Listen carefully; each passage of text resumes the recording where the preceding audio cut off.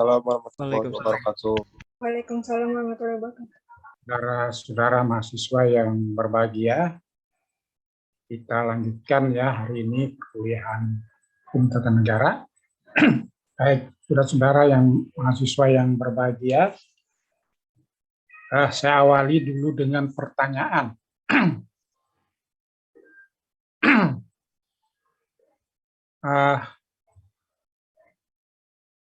Mengapa sebuah negara itu perlu diatur dengan hukum tata negara? Nah, ini sebagai perbandingan dulu ya. Kalau dulu zaman-zaman monarki absolut, ya, apalagi kerajaan-kerajaan Nusantara kita, dulu hukum tata negaranya itu tidak jelas.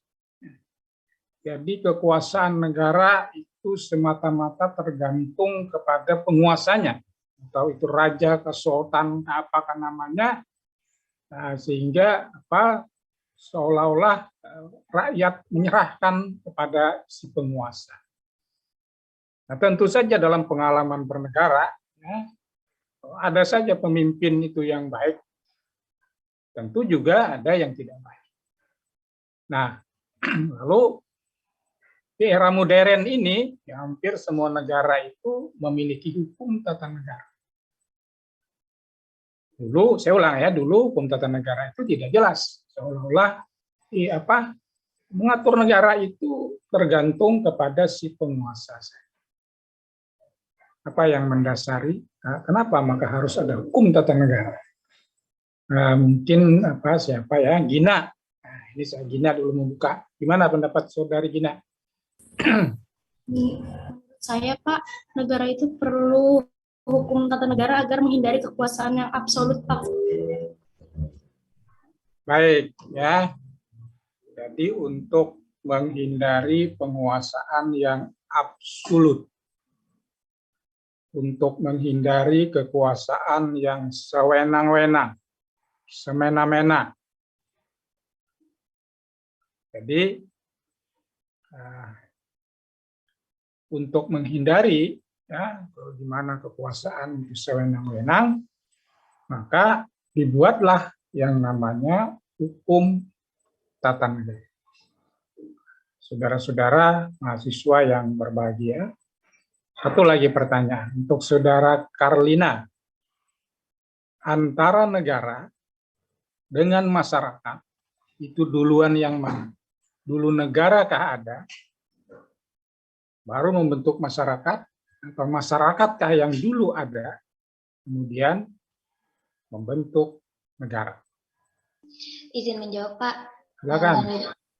Menurut saya, masyarakat yang duluan ada sehingga membentuk sebuah negara. Baik, ya. Jadi apa yang dijawab oleh saudara Karlina ini memang benar demikian. Jadi masyarakat itu kalau orang ada pertanyaan dulu telur kan dulu ayam kan? Ayam dulu kan? Kalau di ayam dari telur jadi tidak selesai, ya kan? Jadi kalau negara dengan masyarakat betul apa yang Karlina sampaikan, masyarakat dulu ada. Kenapa? Karena kehidupan manusia ini bermasyarakat itu adalah keniscayaan. Apa yang dikatakan oleh Aristoteles, John Politikun, kata beliau. Itu dikutip di mana-mana. Kita ilmu sosial paham betul tentang John Politikun. Jadi manusia itu, kata Aristoteles, ya, dan itu memang benar pengamatan beliau, apa yang beliau sampaikan, bahwa manusia itu adalah makhluk yang bermasyarakat. Sosial itu makhluk yang bermasyarakat. Ya. Jadi kadang kita salah pengertian, yang dimaksud dengan sosial itu dermawan, suka memberi orang. Tapi dalam pengertian sosial, ilmu sosial, maksudnya adalah bermasyarakat. Kenapa maka manusia itu bermasyarakat? Karena kita manusia ini sudah dikonsep oleh Tuhan, atau sudah diprogram oleh Tuhan. Atau bisa juga kalau orang tidak beragama mengatakan ini sudah menjadi kehendak alam. Hampir beragama ya, kalau kita beragama tentu ini sudah menjadi program Tuhan. Bahwa manusia itu dalam hidup ini harus bermasyarakat. Kenapa? Karena kita ini dihadirkan Tuhan di muka bumi ini banyak memiliki kebutuhan, banyak memiliki imajinasi yang berkembang terus. Nah, sementara di sisi lain kebutuhan yang banyak yang sudah ditakdirkan Tuhan kepada manusia itu, kebutuhan manusia itu tidak disediakan langsung oleh Tuhan. Tidak ada. Jadi kita punya kebutuhan banyak, kebutuhan yang rumit, kompleks, imajinasi dan lain sebagainya, itu kita harus mengolah sendiri dari bahan-bahan yang disediakan oleh alam. Atau dengan kata lain, bahan-bahan yang disediakan oleh Tuhan di muka bumi. Nah, untuk memenuhi kebutuhan itu, kita tidak bisa hidup seorang diri. Ya, sudah menjadi pertama kebutuhan, kedua sifat, kita tidak bisa hidup seorang diri, namun harus berinteraksi, harus bergaul, harus saling memberi, harus saling menerima, mengolah, memanfaatkan alam dalam rangka untuk memenuhi kebutuhan hidup umat manusia, dan karena itu kita harus bermasyarakat. Bermasyarakat itu dengan istilah lain adalah kita melakukan kegiatan-kegiatan ekonomi. Kegiatan-kegiatan ekonomi itu adalah tindakan mengolah, memanfaatkan segala sumber daya yang disediakan oleh alam, kemudian didistribusikan. Take and give itu dengan kata lain maksud saya adalah memperdagangkan.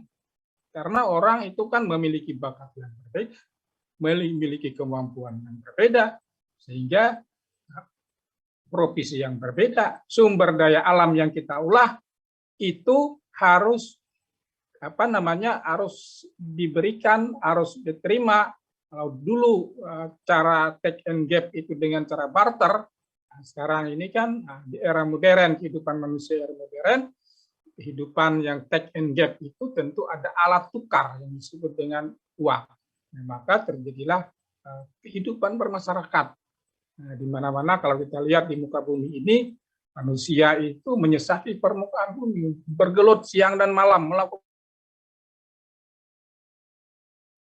di kota Bandung, di kota Jakarta, di Hong Kong, di Singapura, di mana-mana. Orang berkeliaran, bertebaran di muka bumi, apa yang mereka lakukan? Memanfaatkan, mengolah sumber daya alam, mendistribusikan, memperdagangkan. Nah, itulah yang dimaksud dengan bermasyarakat. Nah, jadi, benar apa yang dikatakan oleh Anissa tadi, masyarakat itu duluan ada. Karena bermasyarakat itu adalah sebuah keniscayaan, harus. Nah, kemudian kalau bernegara, ya negara itu adalah kelanjutan dari umat manusia yang hidup bermasyarakat tadi. Kenapa?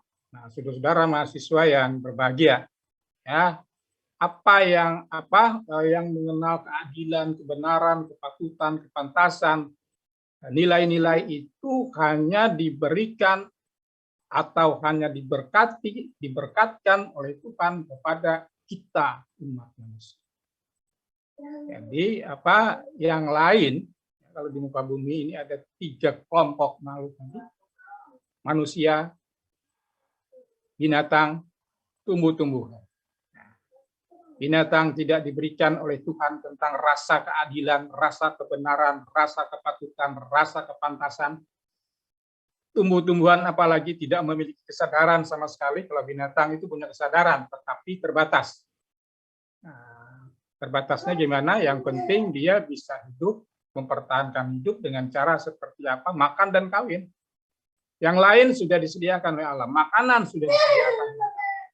Pakaian sudah disediakan oleh alam. Semua kebutuhannya disediakan oleh alam. Kebutuhannya tidak banyak.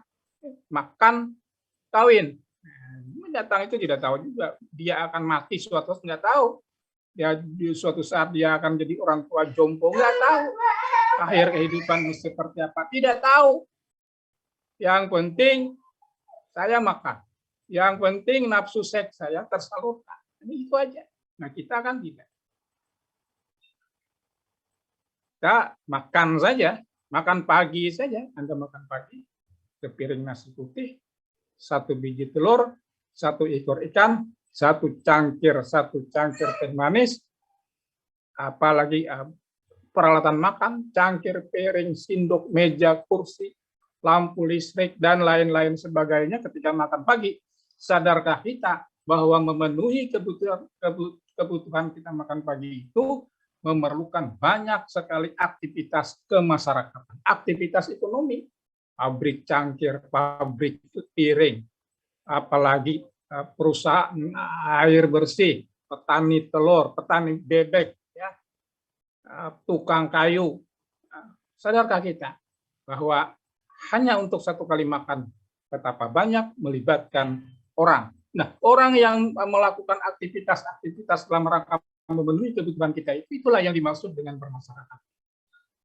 Apalagi kalau ditambah sepeda motor kita, HP kita, lebih banyak lagi kegiatan kemasyarakatan melibatkan kegiatan kemasyarakatan dalam rangka memenuhi kebutuhan. Nah, kita juga suatu saat akan terjun bermasyarakat, ya. Nah, sudah menjadi takdir tadi. Kalau menurut Aristoteles, manusia itu sudah ditakdirkan sebagai makhluk sosial. Kalau kita sudah menjadi kehendak Tuhan bahwa masyarakat itu adalah kehidupan umat manusia. Nah, kita pun, Anda pun nanti kalau sudah lulus kuliah ya bermasyarakat. Bagaimana tidak bermasyarakat? Kebutuhan Anda kan harus dipenuhi. Nah, bermasyarakat itu adalah mengelola alam, memanfaatkan alam. Nah, memperdagangkan itu bekerja di sektor jasa. Pekerjaan itu kan kalau dari ekonomi itu 2 aja pekerjaan manusia, di sektor jasa, di sektor produksi. Yang lain itu kan ada orang terlibat langsung mengolah alam, kemudian ada orang tidak terlibat secara langsung tetapi mendistribusikannya, dagang dan lain sebagainya, bekerja di pemerintahan, sektor jasa. Tapi intinya adalah dalam bermasyarakat itu mengolah bahan-bahan yang disediakan oleh alam, memanfaatkan, mendistribusikan. Nah, cuma ada yang langsung, ada yang tidak langsung. Pegawai negeri tidak mungkin negara bisa menggaji pegawai negeri anggota DPR kalau tidak ada orang yang terlibat langsung mengolah alam, mengelola batu bara, bayar pajak, pengelola apalagi tambang emas, bayar pajak. Pajaknya itu kan dari hasil mengolah. Jadi bermasyarakat adalah sebuah keniscayaan. Ini saya ulang ya, kenapa maka itu keniscayaan atau kepastian atau kewajibannya sudah menjadi program Tuhan. Ya. Jadi ini sedikit menyimpang.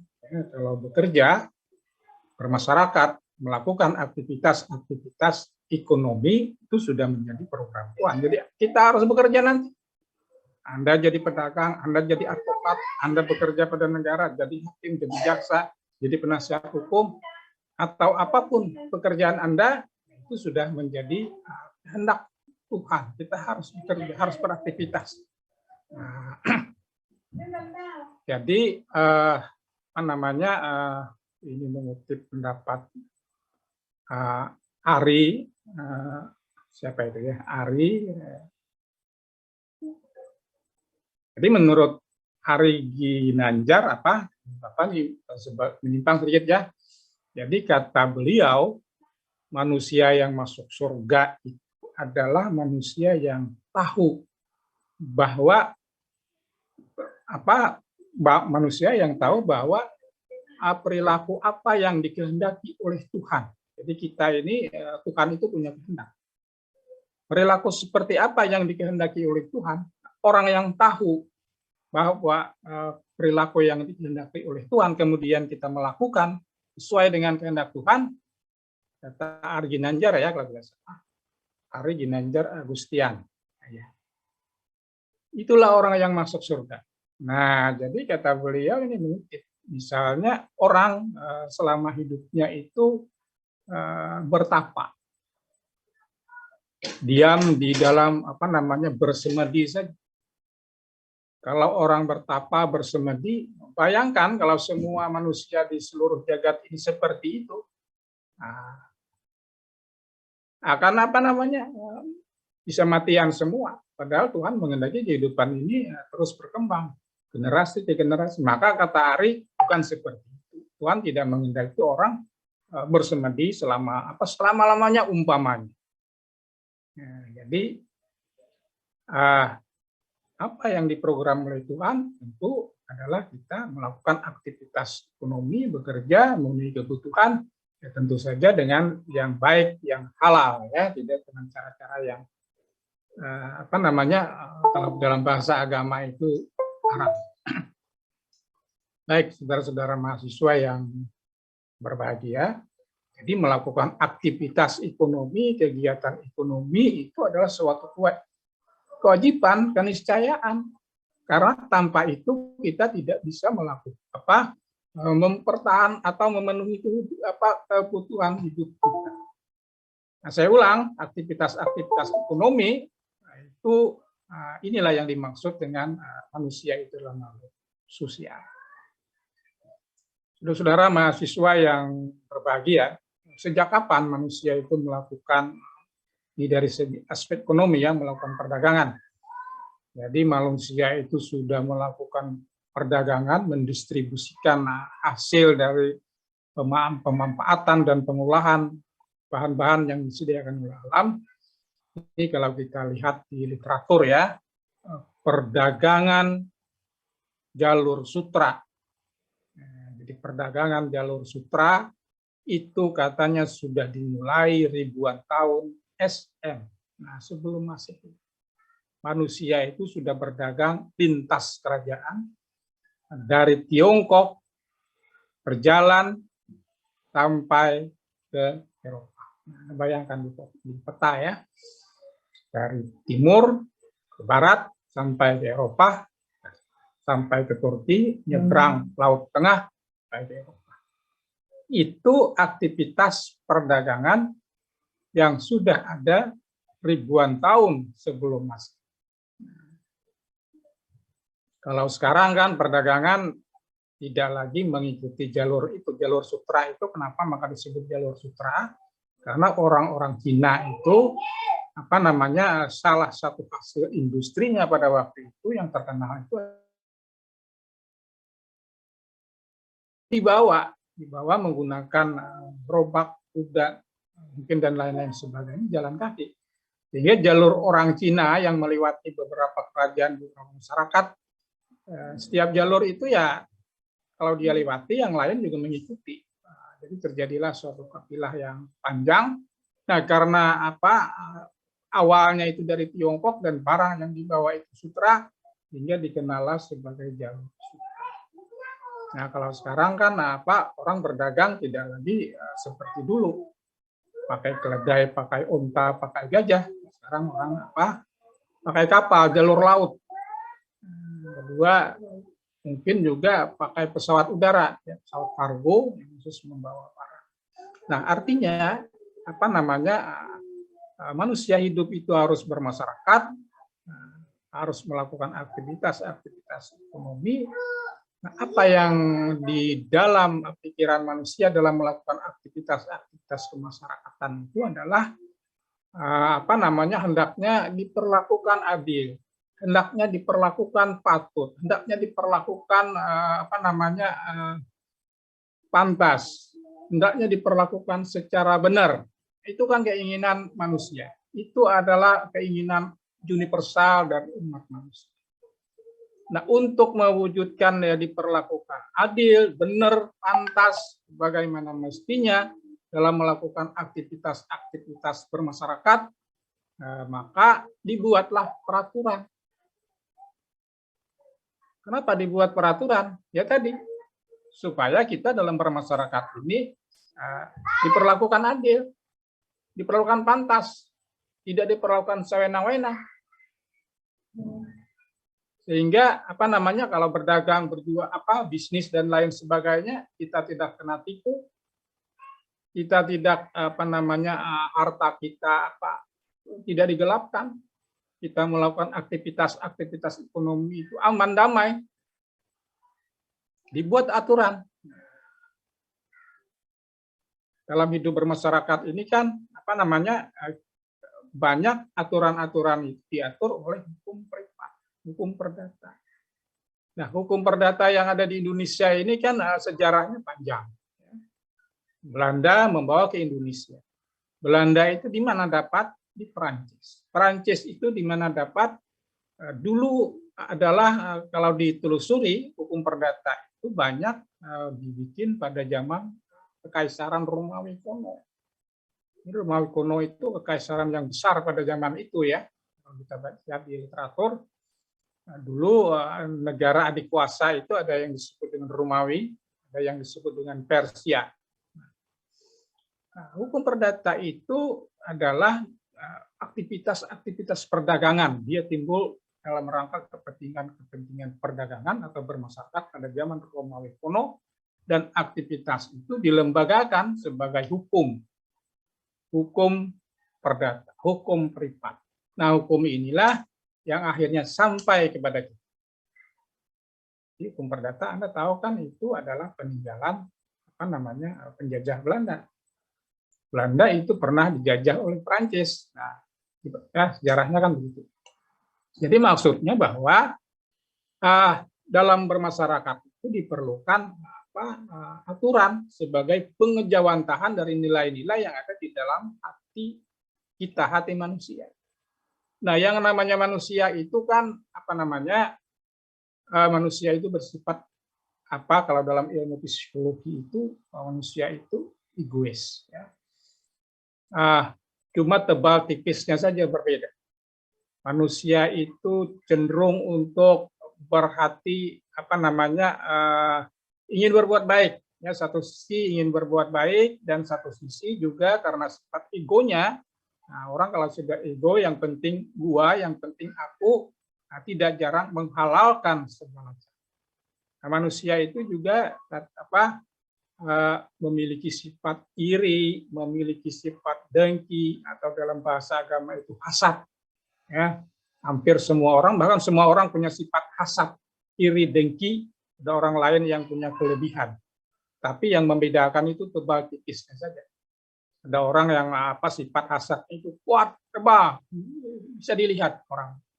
Cenderungan untuk melihat orang itu, kalau orang lebih ya, nggak suka, nggak seneng, memusuhi. Ada orang yang ya biasa aja, jadi tebal tipisnya. Jadi yang berbeda ya. Nah, sifat-sifat seperti ini maksud saya kecenderungan untuk melakukan pelanggaran hukum. Orang berdagang, berbisnis, kalau menonjolkan sifat egonya, yang penting gua untung. Nggak apa-apa nipu, nggak apa-apa culas, panjang itu bisa dilakukan. Nah, kalau seperti ini, tentu rasa keadilan, kepatutan, kepantasan, kalau semua ya banyak orang melakukan pelanggaran hukum, nah, tentu akan tidak tertib, bermasyarakat terganggu. Hukumnya ada, aturannya baik, tetapi sebagian orang tidak mentaati karena ego tadi, menonjolkan kepentingan pribadi. Yang penting gua kaya, yang penting gua enak, biar yang lain miskin nggak apa-apa. Yang penting gua, kalau udah yang penting gua, hukum dilanggar. Nggak penting halal, nggak penting haram, yang penting gua. Ya gua. Nah, lalu kalau aturannya ada, dilanggar dalam kehidupan bermasyarakat, siapa yang bisa menegakkan?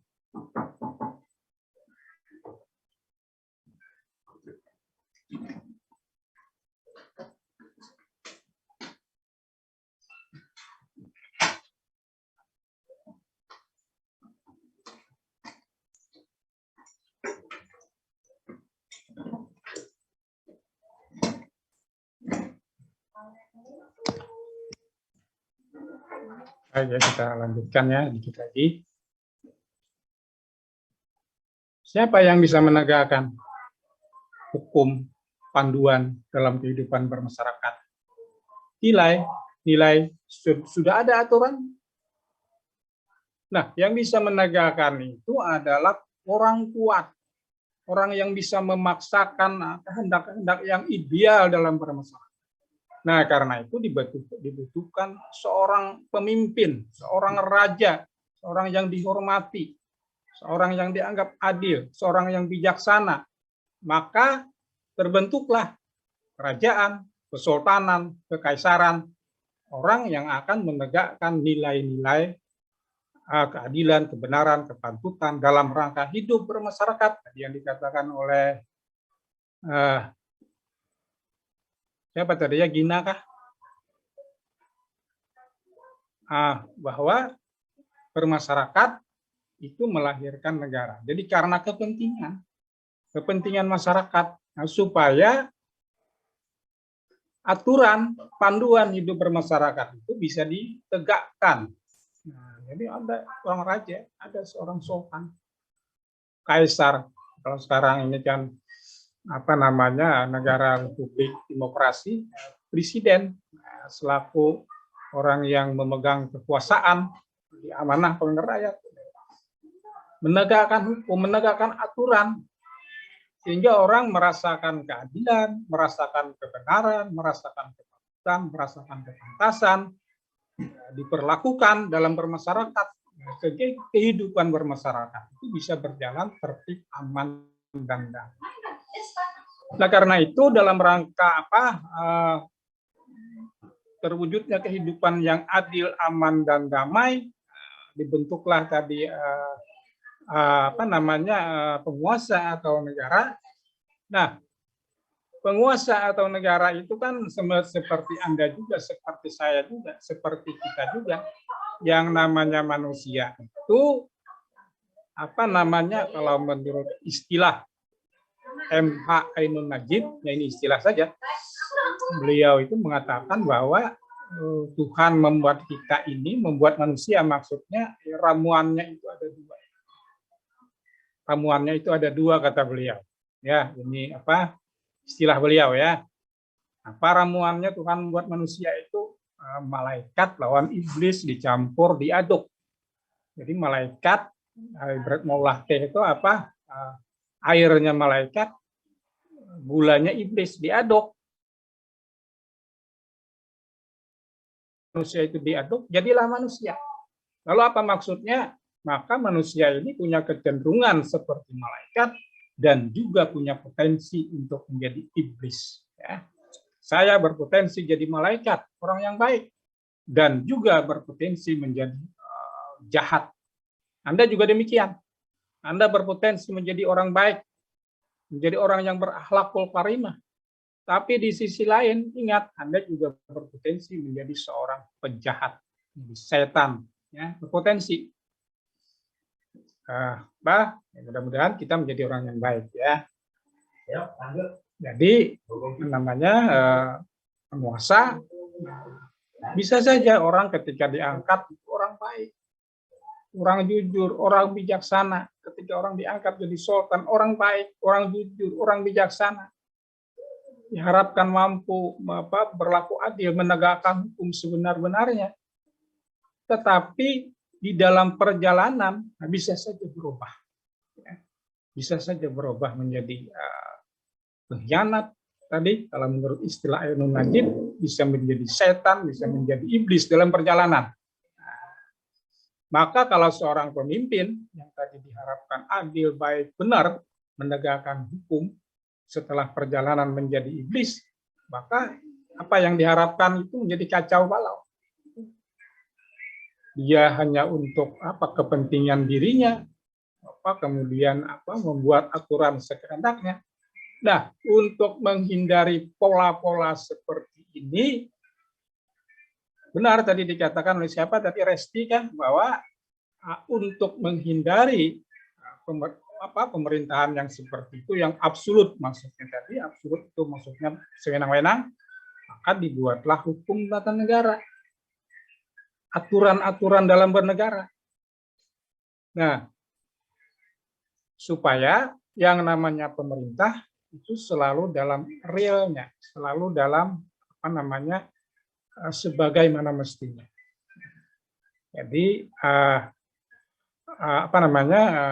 maka dibuatlah sistem pemerintahan agar yang namanya pemerintah itu terbentuk sebuah sistem. Jadi siapapun yang memerintah, mereka tunduk kepada sistem. Jadi tidak pada kesewenang-wenangan seperti yang dikatakan oleh Reski tadi, absolut. Nah, jadi kita mengutip pendapatnya Montesquieu, ya, seorang ahli ketatanegaraan dari Prancis. Beliau itu mengemukakan sebuah pendapat teorinya yang kita kenal dengan teori trias politika. 3 kekuasaan politik dalam suatu negara. Kenapa beliau membuat 3 trias politika dalam bernegara? Itu dilatar belakangi oleh sebuah pendapat. Beliau mengatakan bahwa kalau penguasa itu memiliki 3 kekuasaan sekaligus, yaitu kekuasaan membuat aturan, melaksanakan aturan, dan sekaligus mengadili di bawah tangannya, di bawah kekuasaannya, maka penguasa itu pasti akan berbuat zalim. Kata Montesquieu. Ya, jadi kalau pemerintahan itu, apapun namanya, raja, sultan, apapun, kalau dia memegang 3 kekuasaan itu, dia akan menjadi orang zalim, kata Montesquieu. Bahkan dia mengatakan pasti menjadi zalim. Nah, karena itu kata beliau kekuasaan tidak boleh terpusat di satu tangan. Kekuasaan itu harus dipisah, kekuasaan itu harus dipencar supaya terjadi saling kontrol, saling mengawasi. Nah, karena itu terkenal dengan teorinya trias politika dalam kekuasaan bernegara, berpemerintahan itu ada yang namanya kekuasaan legislatif, kekuasaan eksekutif, kekuasaan yudikatif. Ini adalah untuk menghindari yang disebut oleh Indri tadi, kekuasaan yang sewenang-wenang, kekuasaan yang absolut, sehingga kekuasaan negara itu dipisah. Ada yang namanya khusus membuat undang-undang, atau membuat khusus apa yang menjadi kehendak rakyat, apa yang menjadi kemauan rakyat, itu kan undang-undang. Kemudian ada yang khusus melaksanakan, ada yang khusus mengadili. Yang khusus melaksanakan itu lembaga eksekutif, yang mengadili itu lembaga yudikatif. Dipisah, jangan disatukan dalam satu tangan. Kenapa maka yang harus membuat hukum, membuat aturan itu harus rakyat, lembaga legislatif. Lembaga legislatif itu lembaga rakyat, lembaga perwakilan rakyat. Kenapa? Maka Montesquieu mengemukakan tesisnya atau teorinya. Karena kata beliau, kalau yang membuat hukum, membuat aturan, membuat kehendak negara, kebijakan program negara itu adalah rakyat, maka ini kecenderungan bahwa hukum yang dibikin itu adalah untuk kepentingan rakyat. Jadi kalau rakyat yang bikin, maka secara filosofis, secara logis, ya, kata Montesquieu, bukan semua peraturan yang dibikin itu mencerminkan kehendak orang banyak. Nah, kalau yang kalau yang membuat aturan itu segelintir orang saja, penguasa saja. Dulu ada gium yang namanya raja, yang namanya monarki itu ada giumnya, mulutku ini adalah hukum. Bayangkan kalau mulutku adalah hukum, apa yang kukatakan itu hukum, aturan wajib ditegakkan. Nah, kalau aturannya bagus sih nggak apa-apa, ya kan? Nah, kalau aturannya didasarkan oleh ego, kepentingan pribadi, umpamanya, tentu tidak terkontrol, karena mulutnya adalah hukum. Nah, untuk menghindari mulutnya adalah hukum inilah si Montesquieu mengemukakan teori hukum itu hanya dibuat oleh rakyat.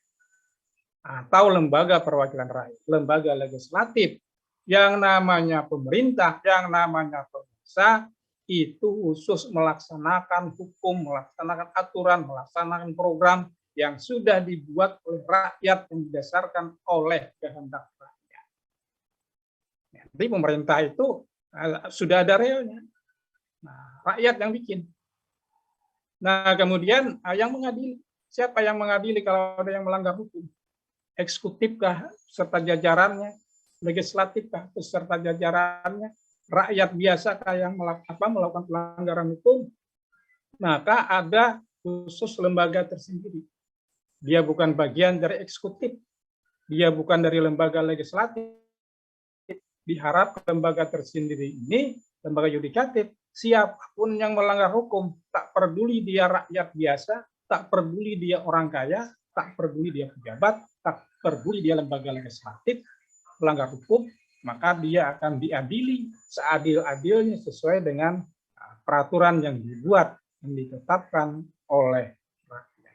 Sehingga dengan seperti ini, teorinya Montesquieu dia mengatakan akan bisa dihindari apa yang dikatakan oleh siapa tadi, Indi Resti kalau tidak salah, pemerintahan yang absolut, pemerintahan yang tirani, pemerintahan yang sewenang-wenang.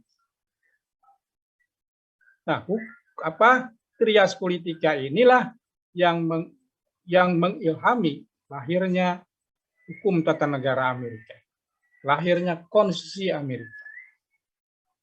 Konstitusi Amerika yang dibuat tahun 1778 itu kan mengilhami para pendiri negara kita dalam membentuk undang-undang dasar. Nah, makanya kan di Amerika itu disebut menganut sistem presidensial. Sistem pemerintahan presidensial dianut di Indonesia. Sistem pemerintahan presidensial. Kita menganut sistem presidensial seperti sistem presidensial di Amerika. Nah, tetapi tentu di sana sini ada modifikasi. Jadi sistem pemerintahan Amerika dibawa ke Indonesia, mungkin saya tidak tahu, dan saya yakin para perancang Undang-Undang Dasar BPUPKI dulu ketika menyusun Undang-Undang Dasar itu referensinya adalah salah satunya adalah Konstitusi Amerika. Baik, saudara-saudara mahasiswa, jadi kenapa suatu negara harus memiliki hukum tata negara? Tadi supaya tujuan bernegara itu bisa terwujud. Pemerintahan yang absolut sewenang-wenang tirani bisa dihindari. Hukum yang hukum hanya untuk kepentingan kelompok tertentu, tidak untuk orang banyak, bisa dihindari. Nah, kalau kita terkait dengan negara kita, dengan adanya hukum tata negara Indonesia, Undang-Undang Dasar 45 alinea 4 itu bisa menjadi terwujud, bisa menjadi kenyataan. Nah, saudara mahasiswa yang berbahagia, untuk hari ini cukup sekian dulu ya, nanti kita lanjutkan pada Jumat pagi yang akan datang. Insyaallah ya. Untuk hari ini cukup sekian dulu. Wabillahi taufiq wal hidayah. Wassalamualaikum warahmatullahi wabarakatuh. Waalaikumsalam warahmatullahi wabarakatuh. Waalaikumsalam warahmatullahi wabarakatuh. Terima kasih, Pak. Terima kasih, Pak. Yuk, sama-sama. Waalaikumsalam.